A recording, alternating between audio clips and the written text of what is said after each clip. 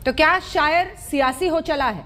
Prem Shukla ji Bharatiya Janata party के राष्ट्रीय प्रवक्ता हमारे साथ जुड़ गए हैं। फौजिया राणा बेटी मुनव्वर राणा की कुछ ही देर में हमारे साथ जुड़ेंगे। आशुतोष वर्मा प्रवक्ता समाजवादी पार्टी के हमारे साथ जुड़ गए। वारिस पठान एआईएमआईएम की तरफ से। अखिलेश प्रताप सिंह जी जुड़ गए हैं, कांग्रेस पार्टी का पक्ष रखेंगे। और वारिस पठान साहब हमारे साथ जुड़ गए हैं और आरएसएस के जानकार के तौर पर संगीत रागी हमारे साथ जुड़ गए हैं। मैं आपके साथ वारिस पठान साहब शुरुआत करना चाहती हूं। अभी तक तो तमाम राजनीतिक पार्टियां ही कह रही थी, अब तो शायर भी कह रहे हैं कि आपका और बीजेपी का लैला मजनू का रिश्ता है। देखिए अंजना जी, यूपी में चुनाव है, 9 महीने बाकी है, हम चुनाव लड़ रहे हैं, इसलिए काफ़ी सियासत पार्टियों के पेटों में तो दर्द शुरू हो गया है। लेकिन आज मुझे यहाँ पर एक बात याद आ रही है। एक बड़े सक्सेसफुल बड़े बुजुर्ग इंसान ने मुझे कहा था, कभी मैंने पढ़ा भी है उनकी बात, कि जब आप सच्चाई के रास्ते पर, तरक्की के रास्ते पर, कामयाबी के रास्ते पर अपनी मंजिल की तरफ जा रहे होगे तो काफ़ी सारे लोग आपसे सवाल करेंगे, काफ़ी सारी लोग बातें करेंगे। अगर आप रुककर सबको सवाल के जवाब देने खड़े हो गए तो आप अपनी मंजिल तक नहीं पहुंचोगे। तो अंजना जी, हम तो हमारी मंजिल की ओर चल रहे हैं, हम तो सच्चाई दिल में लेके जा रहे हैं, हम तो पॉलिटिकल एम्पावरमेंट के लिए जा रहे हैं और हमारा मंजिल, हमारा इरादा नेक है, बुलंद है कि हमको पूरे देश भर में कोने कोने में चुनाव लड़ाना है, हमारे लोगों को एम्पावरमेंट करना है, हमको हक और बयानी करना है, हमको मुसलमान, दलितों, मजलूमों, बैकवर्ड क्लास की आवाज़ बनना है। तो ये सब सारी चीज़ें तो होती रहेगी। अब बोलते रहिए आप जिसको जो बोलना है, मगर हमको कोई फर्क नहीं पड़ता।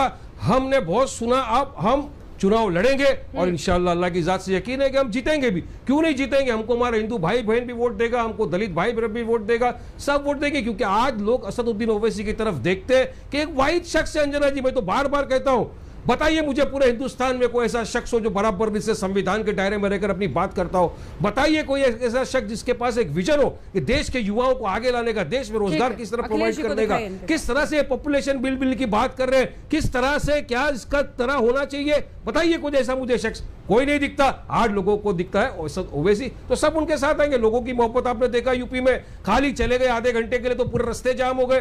तो लोग चाहते हैं कि वो आए, लड़े, और हम हक की लड़ाई लड़ रहे हैं, इंसाफ की लड़ाई लड़ रहे हैं, और डेमोक्रेसी में रहते हैं, संविधान को मानते हैं, पॉलिटिकल एम्पावरमेंट करते हैं और हमारी जमात को आगे बढ़ने का अधिकार है। पूरे हिंदुस्तान में कोई और शख्स है जो संविधान के दायरे में सवाल उठा रहा है। वो कह रहे हैं कि अगर राह में हम सबका जवाब देने लगे तो मंजिल ही छूट जाएगी।